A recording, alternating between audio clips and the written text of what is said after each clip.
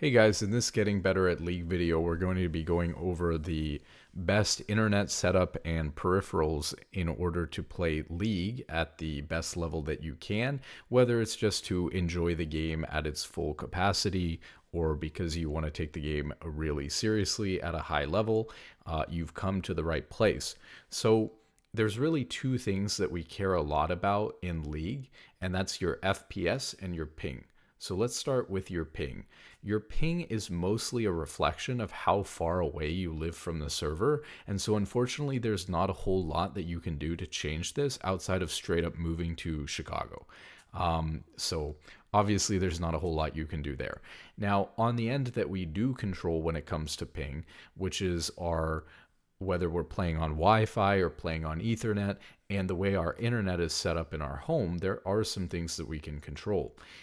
The cable that exists on the power lines outside of the house is a bigger, faster, more efficient cable. That's why it doesn't take forever to get from information from Chicago to wherever we are. If you have fiber available to you, that is going to decrease your ping and greatly increase your ability to play. Ping is really important, and it was one of the big contributing factors to me getting much better at the game. I played in Seattle originally on 20 ping when the server was in California. They moved the server out to a more centralized location in Chicago, and my ping went up to 60, and that was quite difficult for me as a player, and I got stuck during that time. Interestingly enough, when I moved out to college in the Midwest, closer to Chicago, my ping went way down, and I was able to experience playing the game on 13 ping or so. And that also happens to correspond with the time that I improved from being a hard stuck Diamond 4 / high platinum player to being a Masters player for the first time. So ping is a really big deal, and it does unfortunately hurt a little bit the competitive integrity of the game because some people are playing with a ping advantage. A lot of the professional players back in the early scene used to come out of California, and now most of them are coming out of the Midwest, the most successful players, and that's basically just because of where the server is located. It's not Korea, it's a big country. In Korea, almost everybody's playing on low and similar ping to each other. So, unfortunately, just because of the geography, it's a bit of a difficult issue. So now, like I said, fiber could help. Obviously, if you're the rare case of somebody who takes the game extremely seriously and is trying to go pro or something like that, if you have the ability to move to Chicago or go to college out in that area, then that could be worth it for you because it's probably going to give you a massive advantage in solo queue and getting your name out there. For most of us, right, we're not going to be moving to Chicago. So getting fiber internet connection, if you have that, greatly enhances the speed. And then the other thing, like I mentioned, is making sure that you're hardwired with an Ethernet cable into your router. Now, this is another thing that's really important. The Ethernet cable that you're using might be an old cable that you've had lying around the house for a long time. I want you to go check your Ethernet cable, and it should say on the cable something like IPv4, IPv5, IPv6, and just do a quick Google search to make sure that whatever version you have is the latest version of cable. Because I know, as somebody who collects old Ethernet cables, that I have had my fair share of old cables, from the past. And if I were to continue to use those today, that would be quite a bad thing. So I found out that even if a cable is a little bit longer, of course, you want them to be as short as possible. Even if it's a little bit longer, if it's a newer cable, that's going to be much better. And you want to make sure that you have a newer cable. This is also a very easy thing to fix because these cables are a couple of bucks. So, you can go to Amazon and order one of the latest and greatest Ethernet cables so that you're not running your old Ethernet cable from 20 years ago that's on, 5 generations old or something like that. Now, you're also going to want to make sure, like I said, that your cables are as short as possible. I said the cable that's running across the power lines outside of your house is going to be quite fast because it's a big, powerful cable in layman's terms. And then the cable that's breaking off of that line and going directly to your house is really slow compared to that cable. And so you actually do lose a lot of potential ping in the cable coming into your house if it's if the line is too long. Now, there's probably not a lot you can do, especially if you're not the homeowner, about how long the cable is coming into the house. But if just keep in mind, if you have a very long driveway, if you're out in the country, having a super long cable line, especially 300, 400 feet plus, is going to be a major detriment to your ping and your internet connection. So, for those of you thinking about building a house, make sure you build it close to the road if you want good internet, but not too close because you don't want the traffic noise. Okay, so anyways, you're going to want the line to come in directly as short as possible. And then this is something that's really important to keep in mind. Splitters are your enemy.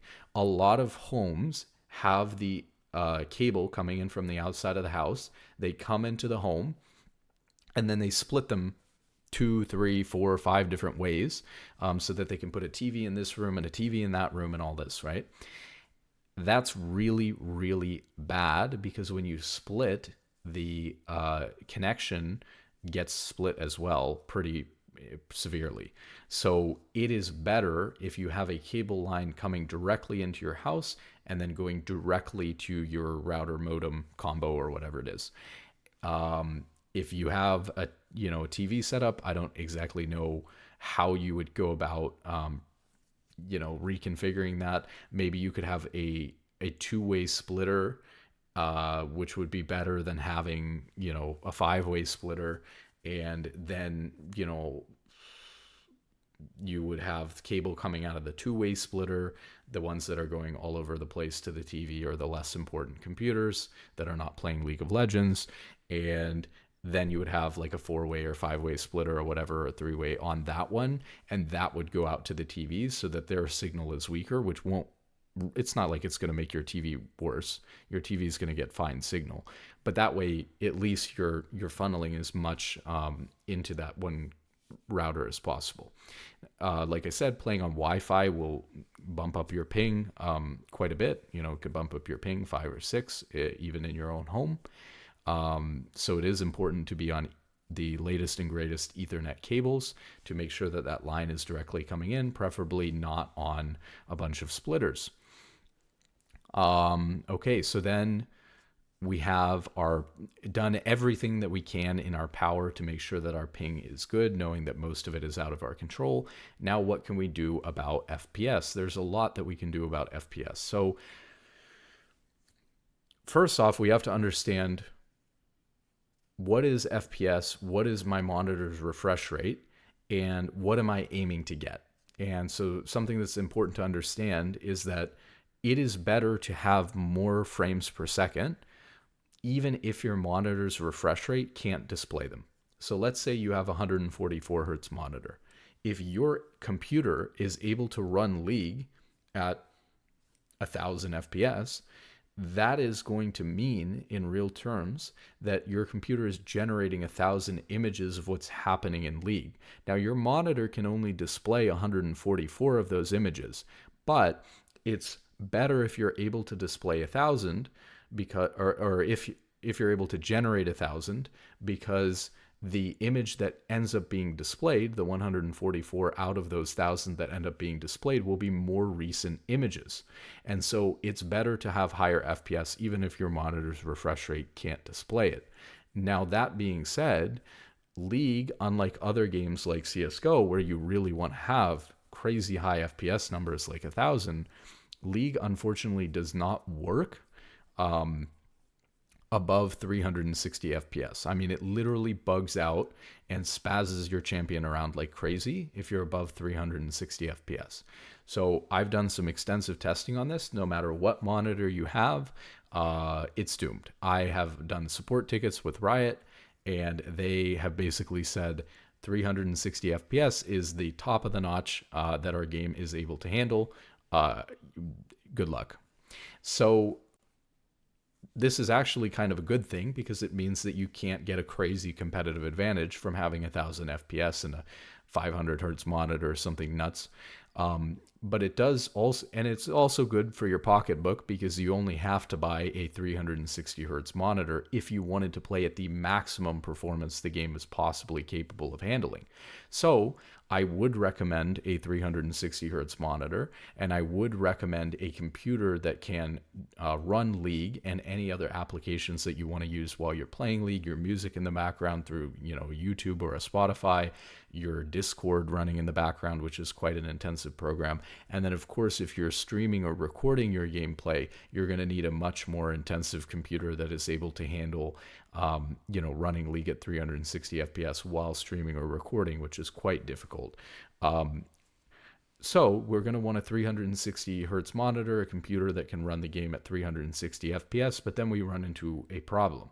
And even if you don't have the 360 hertz monitor, we still want to set our FPS to 360 because that is going to give us those more recent frames and so therefore less input lag. So how do we actually go about doing that? Because if you look in the in-game League settings, there isn't a 360 FPS option. It caps out at 240. So I'm going to show you how to get more FPS on League by capping your frames instead in NVIDIA control panel settings. So if you go to NVIDIA control panel settings, you can go here. You can go to manage 3D settings. You have global settings and program settings, and you can go to program settings and find League of Legends and add it here, and then scroll down until you see max frame rate and set this to 360 FPS. The reason why you don't necessarily want to do this in your global settings is that if you're running anything else on your computer that, unlike League, doesn't can actually handle more than 360 FPS, then you don't want to be locked out. So if you go to play CSGO or something like that, this will allow you to have an unlimited frames per second in a game like that. So we set it to 360 FPS, and then we save this and apply this, and now we should be golden. So what that's going to do is allow your computer to potentially produce the most frames as possible. Even if your computer can't produce 360 frames, if it can produce 260, that's still better than capping it in-game at 240 because you're still going to be getting slightly more recent frames. Even if your monitor's refresh rate, like I said, cannot keep up and is not able to display more than 60 or 144 or 240 frames per second, being able to generate more recent images, and so the 240 or the 144 images that are displayed are coming from more recent images that our computer has created, is going to create less input lag for you. So then we get into the other stuff like the mouse and the keyboard and the mouse mat and stuff like that. And this stuff's pretty straightforward. A lot of people prefer mechanical keyboards at a high level. I actually don't use a mechanical keyboard. I don't think that a mechanical keyboard gives you a competitive advantage over not having a mechanical keyboard, but people certainly like the clickety-clackety sound. All personal preference. League players and their mice, we do tend to play at a bit of a higher sensitivity than people are used to in other games. And the reason for that is because if you look at a game like, again, a shooter or CSGO compared to a game like League, in CSGO, they play on very low sensitivity or CPI or DPI, and they play on like 450 CPI with very long mouse mats that cover half their desk. That is because they need to have very low sensitivity so that they can move their crosshair just a pixel over to precisely shoot somebody in the head. In a game like League, our abilities are very wide compared to a bullet in CSGO or a crosshair in CSGO. Our target is very wide compared to a target in CSGO that is much further away and much smaller on our screen. And so because of this, you can afford to have higher sensitivity on League, and it's not going to affect your ability usage that much, or your ability to hit or miss your abilities, and it's going to allow you to move your camera around faster and click back and forth to move your champion faster, because our movement in the game relies on our sensitivity, and it's so much of a game about movement compared to CSGO, which is not as much of a game about movement as League, because you're movement's important in CSGO, but it's not as important as it is in League, and you're using your mouse to move in League, whereas you're not in CSGO. So it is very important that you have high enough sensitivity that you can move your champion around quickly, dodge abilities, and it's not going to affect your ability to hit things that much.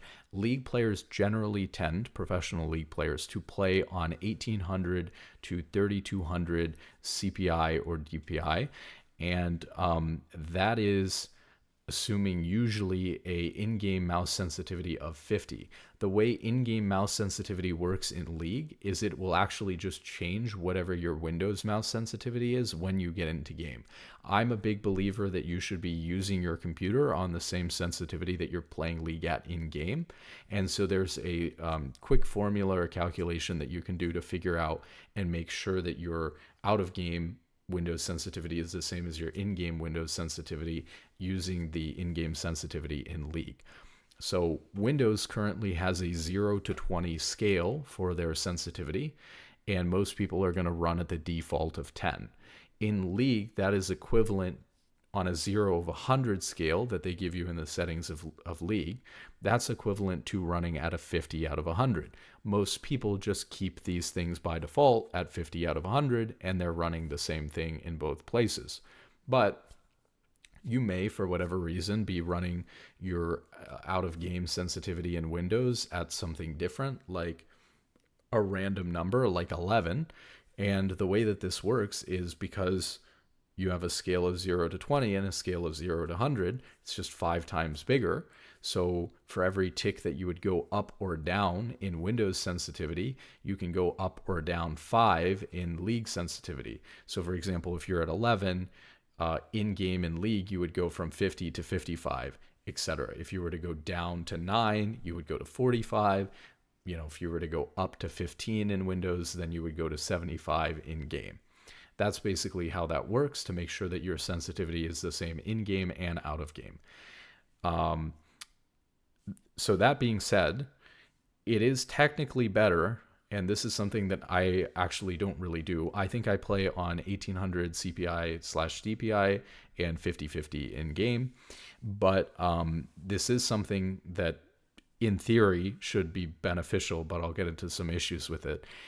Some mice are advertising that they can have 10,000. I've seen 18,000 CPI or DPI. And CPI or DPI is essentially how many times your mouse scans or registers with its little laser the movement across the mouse mat, over a certain distance. And obviously, higher CPI/DPI would mean a more accurate representation of how you're moving your mouse. So in theory, having 18,000 DPI or CPI and setting it at 18,000 would be a good thing. And then you would lower your Windows sensitivity and your in-game sensitivity to maybe a 1 or a 2 to compensate for how fast that is. But the issue is that because Windows mouse sensitivity acts as almost a multiplier on your CPI and DPI, 18,000 is so high that you don't really have the ability to adjust. And so you can kind of think with these two settings that, like, if I have 50 in game and I have 1800 DPI, those two numbers are kind of like working as multipliers on each other to get kind of like a true or a real sensitivity. Like, this is my real sensitivity.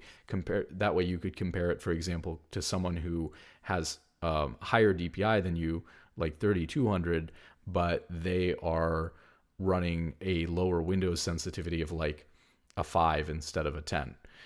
Those two players might actually have similar real sensitivity to each other. The problem is that if you try to run a mouse on a really high DPI or CPI, that's crazy number up there, right? It creates issues because you can only really choose, like, the only range that fits is like a 1 or a 2 in Windows, and you can't go in between. And so it creates a problem where either my mouse is too slow or my mouse is too fast.